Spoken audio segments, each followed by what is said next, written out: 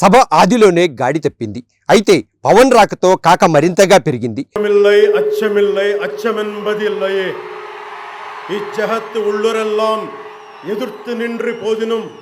పవన్ సభ సాధారణానికి భిన్నంగా ఉంటుందేమోనని అంతా భావించారు. కానీ ఆయన శైలి మరింత పదిలంగా మారింది. అంతేకాదు, పవన్కు పవనే కౌంటర్లు ఇచ్చుకున్నాడు. 12 సంవత్సరాల పార్టీ సాక్షిగా పాత పాఠాలకు పవన్ ప్రతిపదార్థాలు ఒల్లెవేశాడు. నాడు కాదన్నది నేడు అవునని చెప్పడానికి పవన్ చూపిన తెగువ అసందర్భమనిపించింది. ఇంకా స్థిరత్వం లేని తనాన్ని అస్తిత్వంగా మలుచుకున్న వైనం చూస్తే పార్టీ నడిపే తీరు ఇదేనా అనే అనుమానాలు సభా సాక్షిగా అలముకొన్నాయి. దీంతో రాష్ట్ర రాజకీయాలు మొత్తం జనసేన పార్టీ ఆవిర్భావం చుట్టూనే చక్కర్లు కొడుతున్నాయి. ఎన్నికలకు ముందు, తరువాత ఆ పార్టీ సిద్ధాంతాలు, పవన్ కళ్యాణ్ వైఖరి తదితరాలపై తీవ్ర స్థాయిలో ఇప్పుడు అన్ని వర్గాల్లోనూ చర్చలు నలుగుతున్నాయి.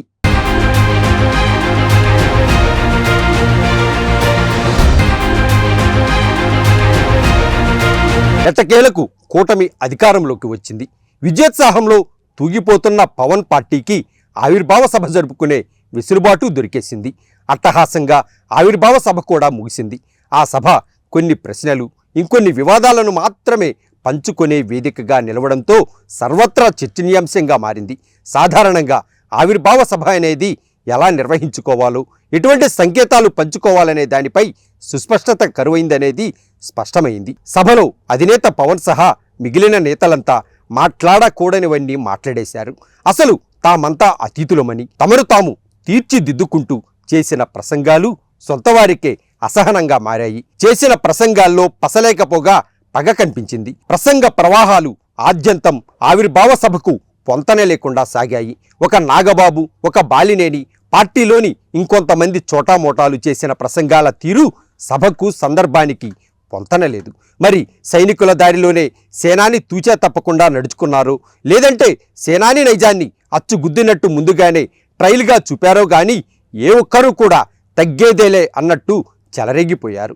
సమయం సందర్భం మరిచి ఆవిర్భావ సభను వివాదాల సభగా మార్చేశారు.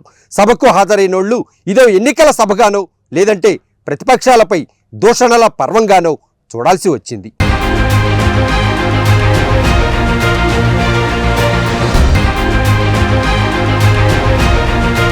తొలుత నాగబాబు ఊదిన విమర్శల సన్నాయి ఒక వర్గం మనోభావాలను తీవ్రంగా నొప్పించింది. తాను చేసిన కర్మ కామెంట్స్, గెలిపోటముల వివరాలు వెల్లడించిన వైనం నిజంగా ప్రేలాపనలే. పవన్ కళ్యాణ్ గారు అఖండ విజయం సాధించడానికి 2 ఇంపార్టెంట్ ఫ్యాక్టర్స్. ఒకటి మన ప్రెసిడెంట్ జనసేనాని పవన్ కళ్యాణ్ గారు అయితే, రెండో వ్యక్తి ఫ్యాక్టర్ పిఠాపురం జన సైనికులు, పిఠాపురం పౌరులు, పిఠాపురం ఓటర్స్. వీళ్ళిద్దరూ లేకపోతే పవన్ కళ్యాణ్ గారి విజయానికి నేనే దోహదపడ్డాను అని ఎవరన్నా అనుకుంటే అది వారి కర్మ. ఇప్పటికే పిఠాపురం టీడీపీలో అసంతృప్తికి ఆజ్యాలు చాలానే ఉన్నాయి. అసలే స్థానికంగా టీడీపీ శ్రేణులు కొన్ని కారణాలతో ఇప్పటికే నీరసించాయి. కానీ నాగబాబు వివాదాస్పద రాగద్వేషాలను మరింతగా నూరిపోశాయి. అంతేకాదు, ఏకంగా టీడీపీకి ఈ సభ పెద్ద తలవంపుగా మిగిలింది. అసలు ఈ ప్రస్తావన అవసరం ఇక్కడ లేదు. ఇది అదను కూడా కాదు. అయితే సభలో వినిపించిన వివాదాస్పద ప్రసంగాలు ఆవిర్భావ సభ ఆద్యంతం అసాధారణ వాతావరణాన్ని ఆవహింపజేశాయి. దీంతో ఆవిర్భావ సభ సూచించే దిశానిర్దేశాలు ఏ ఒక్కరూ ఏ మాత్రమూ మోసుకెళ్లలేకపోయారు.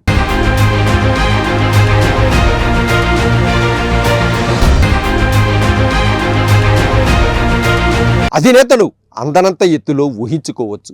అధినేత సర్వస్వమని పొగట్టలతో ముంచెత్తనవచ్చు. కానీ అసందర్భ ప్రేలాపనల జోరు వేదిక సాక్షిగా జడలు విచ్చుకోవడమే విడ్డూరమనిపించింది. అందాక ఎందుకు, అధినేత పవనుడి ప్రసంగం హద్దులు దాటింది. 40% మించిన ఓట్ షేర్ సాధించిన పార్టీ తెలుగుదేశం, 10% అటు ఇటుగా నిలిచిన పార్టీ జనసేన. మరి ఆ పార్టీ మూలాలనే ప్రశ్నించేలా పవన్ చేసిన వ్యాఖ్యలు ఆయన స్థితప్రజ్ఞతను ప్రశ్నించింది. తెలుగుదేశాన్ని నిలబెట్టామన్న పవనుడి మాటలను తెలుగు తమ్ముళ్ళు ప్రేలాపనలుగానే చూస్తున్నారు. అంతేకాదు, వారంతా అగ్గి మీద గుగ్గిలమవుతున్నారు కూడా. కోటమే కాకుండా 4 దశాబ్దాల టీడీపీ పార్టీని కూడా నిలబెట్టాం. మరి దీనిపై చంద్రబాబు సైతం అంతగా ఎందుకు సర్దుకుపోతున్నారో సమాధానం కోసం సదరు తెలుగు తమ్ముళ్ళు ఎదురు చూస్తున్నారు. ఆవిర్భావ సభలో ఆనందాలు పంచుకోవాలి, భవిష్యత్ వర్తమాన గతాలను పునఃసమీక్షించుకోవాలి. కానీ అందుకు విరుద్ధ భావాలను ఆవిర్భావ సభ విస్తృతం చేసుకుంది. పవన్ సభలో చాలా అసందర్భాలున్నాయి. సహేతుకానికి విరుద్ధంగా చాలా మాట్లాడారు. తాను మాట్లాడాల్సింది తప్ప ప్రసంగించకూడనివన్నీ కొండ బద్దలు కొట్టేశారు. ఇలా ఎందుకబ్బా అంటూ సభకు హాజరైన సగటు పవనుడి అభిమాని సైతం నిట్టూర్చిన వైనాలు చిత్రాడ సాక్షిగా లెక్కలేవు. పక్క రాష్ట్రాల్లో హిందీ అమలు దగ్గర నుంచి సినిమా డబ్బుల వరకు, సనాతన పర్వాల నుంచి మత సంగతుల వరకు, ఉత్తరాది నుంచి దక్షిణాది వరకు, నాస్తికత్వం నుంచి అస్తికత్వం వరకు, కేంద్ర రాజకీయాల నుంచి రాష్ట్ర రాజకీయాల వరకు, రెచ్చగొట్టే ప్రసంగాల నుంచి రాజకీయ పార్టీల ఉనికి వరకు, ఇలా పగ పౌరుషాలు తదితరాలన్నింటినీ కలగోర గుంపలా మార్చేశారు.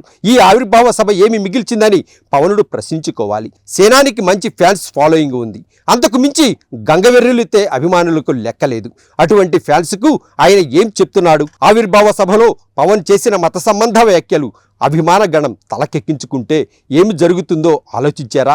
సామాజిక బాధ్యతలు మరచి రెచ్చగొట్టే ప్రసంగాల రూపంలో భావోద్వేగాలు అదుపు తప్పితే బాధ్యత ఎవరిది? ఒక నాయకుడు 15 నిమిషాలు కళ్ళు మూసుకోండి, పోలీసుల్ని మేము హిందువులకి ఏంటో మేము చూపిస్తామంటే అది తప్పు పట్టకూడదంటే ఎట్లా? అది మతోన్మాదమా? ఏం మాట్లాడుతున్నారు మీరు?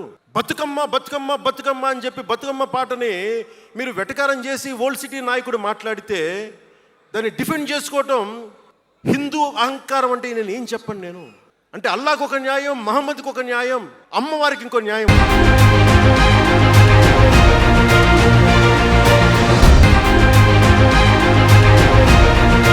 తెలుగు ప్రజలు నిగ్రహానికి, సంయమనానికి మారుపేరు. కులమత కలహాలకు దూరంగా ఉండే తత్వం వీరి నైజం. అందుకే పవనుడి వ్యాఖ్యలు జనాలపై ఏమంత ప్రభావం చూపలేకపోయాయి. ఓవైపు సెక్యులరిజం అని చెప్పుకుంటూ సనాతనిగా తనకు తాను ముద్ర వేసుకుంటున్న పవనుడి లక్ష్యం ఏంటో ఒక్క పట్టాన అర్థం కాని పుస్తకంలా మిగిలిపోతోంది.